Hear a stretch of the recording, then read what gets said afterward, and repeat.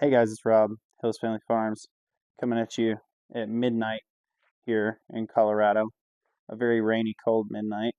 Thank you for the rain.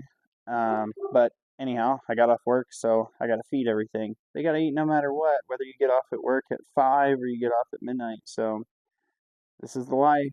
Weather's right here. Couple weathers in the pen right here. I fashioned a gutter down here and made a trough out of it. That works pretty darn well. They reach their head through there and eat. It keeps it off the ground, keeps them from stepping in it. And I got these pretty girls. Hi, babies. How's it going? Yeah, I'm gonna refill your water right now. So these two girls, by themselves, go through about probably 30 gallons of water between the two of them per day. Per day, I have to refill their water every single day. And then I got Mama and the babies. I got Maple. Maple's right here. Hi, big girl. Hi, big girl. Oh, hi, big baby. She's a sweet girl. And then her babies are right there. And one interesting thing about the pigs is that if they can get a hold of it, they will play with it. Whether it's feed bags, whether it's bowls, or whatever they can get a hold of, they will grab that and either shred it or run around with it or whatever, play. And yeah, so she's collected some things in her pen that I'm going to have to get out here so that she doesn't eat it and not feel good. And then the last pig in the barn here, we've got Jimmy.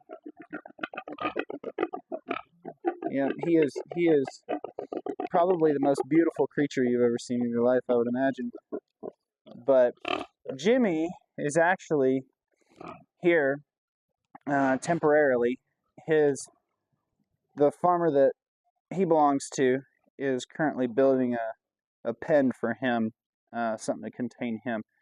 Jimmy was inherited from another family who got out of, I guess, homesteading, and they asked him if he wanted Jimmy, and he said sure, but you know, you can't really just take a pig and not be ready for him, so he's getting ready for Jimmy, and in the meantime, Jimmy is about the closest thing to a dog as a pig could get, but he just hangs out here and does Jimmy things. And yes, he's named Jimmy after Jimmy Dean, which I thought was hilarious, but not my doing. Somebody else did it, but still, good taste right there.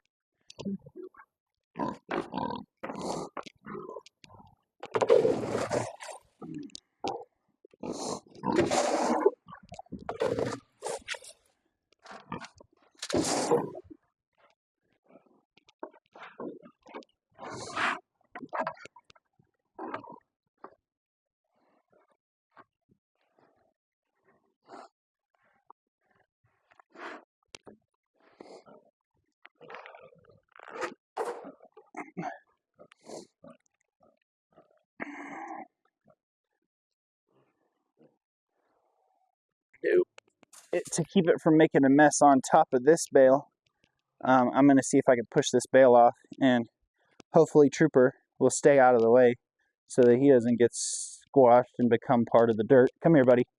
Come on, Trooper. Okay, or you can go that way. All right.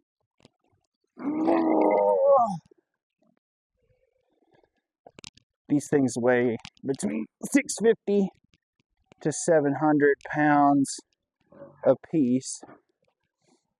I got them at auction the other day for about 90 bucks a piece. I got 3. Normally I get my hay from Bartlett Feeds down the road, but I figured, I was like, well, I can save 15 bucks across 3 bales, get them at the auction house. And a nice guy, I traded him some pork for using his flatbed to bring these bales over. He was pretty happy about that, and I was happy about it. So that is a pretty big part of farming out here, is that you gotta be cool with people and learn how to trade a little bit, and that way you can get things done, because not everybody has the resources that everybody else has. Like you know, I have a nice tractor, but I don't have a nice trailer. And my tractor can only lift so much, but my neighbor's skid steer could lift my entire tractor if it wanted to, probably. So it's just a matter of kind of using your own resources to help other people, and then then that kind of sets the precedence that a lot of times people will return the favor. So I'm just gonna gather up a bunch of this, toss it into these Wethers, and then I'll probably give some to the pigs.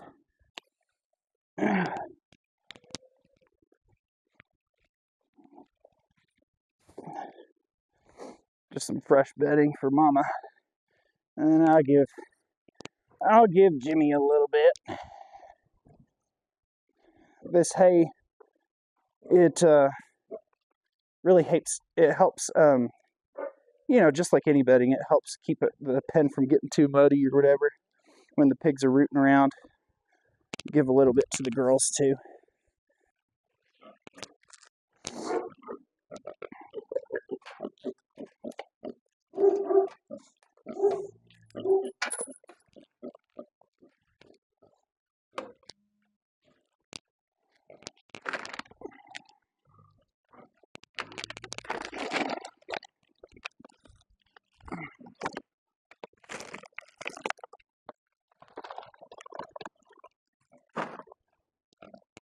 Maybe girl.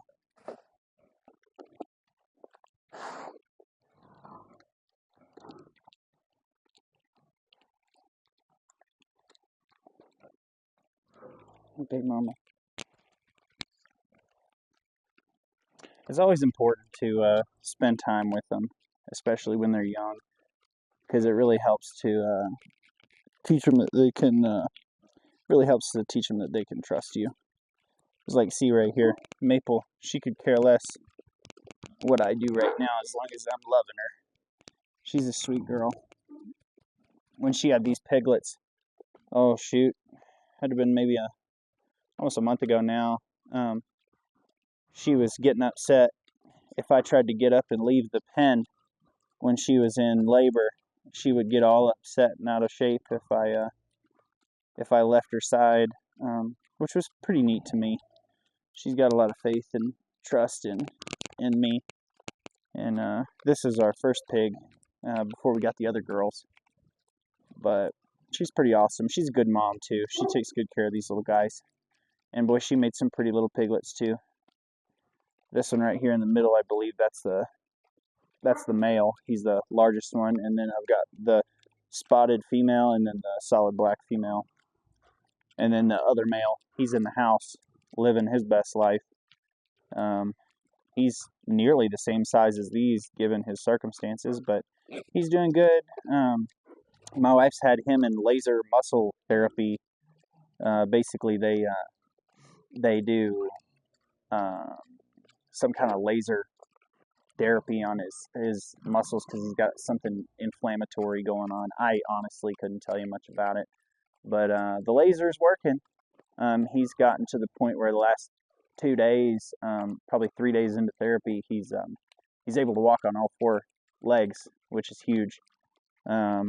Obviously, we have the value of the lives of the animals, but we also have, the monetary value there. I mean, each one of these pigs they're not cheap, and they, you don't want them to die no matter what, but you also don't want to lose your money in them. So Maple's been a good girl, and I mean, shoot, in one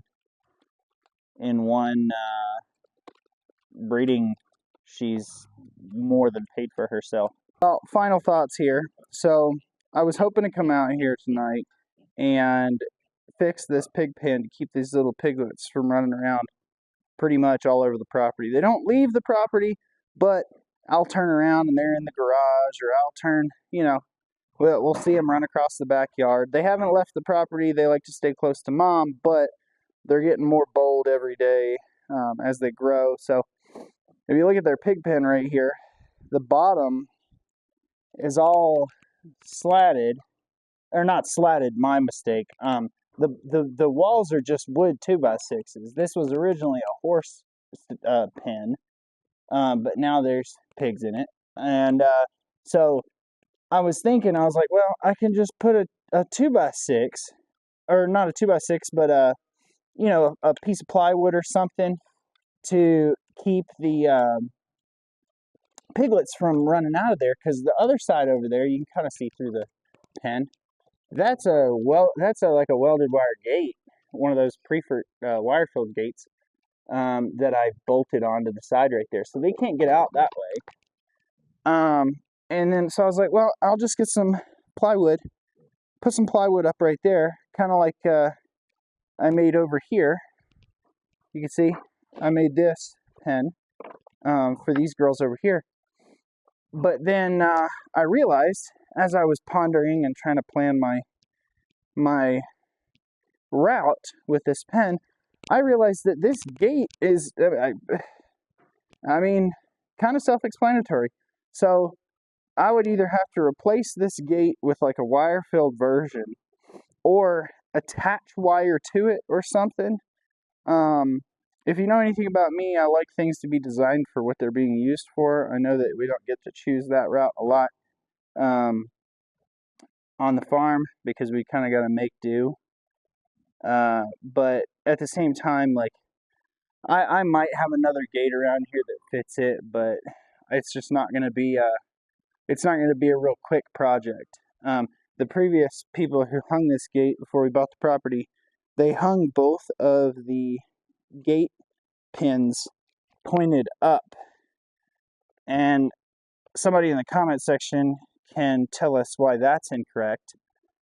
So basically I need to take that one out and flip it around and move it up about, I don't know, 6-8 inches, so that I can properly mount the gate, and like this one. So I mounted this gate myself, so that we got a pin on the bottom pointed up, and we got a pin on top pointed down.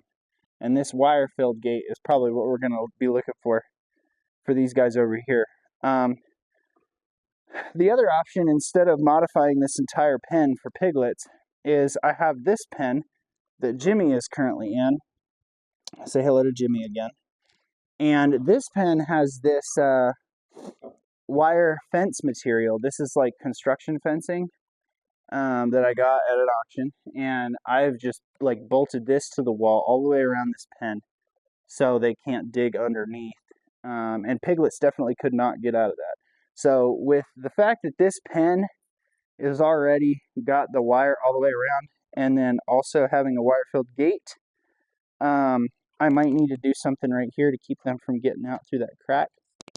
But the only thing I'd have to do with this pen is fix this one little stretch right here. So this stretch is just a bunch of 2x6s put up, but that I could easily do like a plywood wall or something, so that they can't get up underneath that or through it. So I don't know, tell me what you think. Should I modify this pen to fit for the piglets, or just roll with this route, which is probably going to be easier, and then just move Jimmy over here?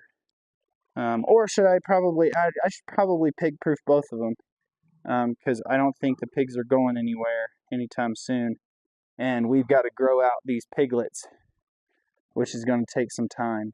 So I don't know, tell me what you think, and maybe I'll post an update video in the future.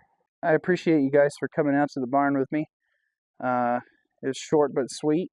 I got everything I needed to get done. I've got like 1 or 2 loose ends to finish up. Pig water, dunking a hose in that, filling it up, and then gonna throw some feed to Finn out there. He's in his dog cabin. But yeah, if you guys enjoyed the little, peek into what I'm doing at midnight, just go ahead and hit that like button. And if you want to see more of these videos, or want a little more insight into what I do on a daily basis out here, just taking care of the animals and whatnot. And if you want to see the animals, we got little growing piglets and all sorts of things. Go ahead and hit subscribe, and I'll be posting some updates soon. Thanks. Have a good one.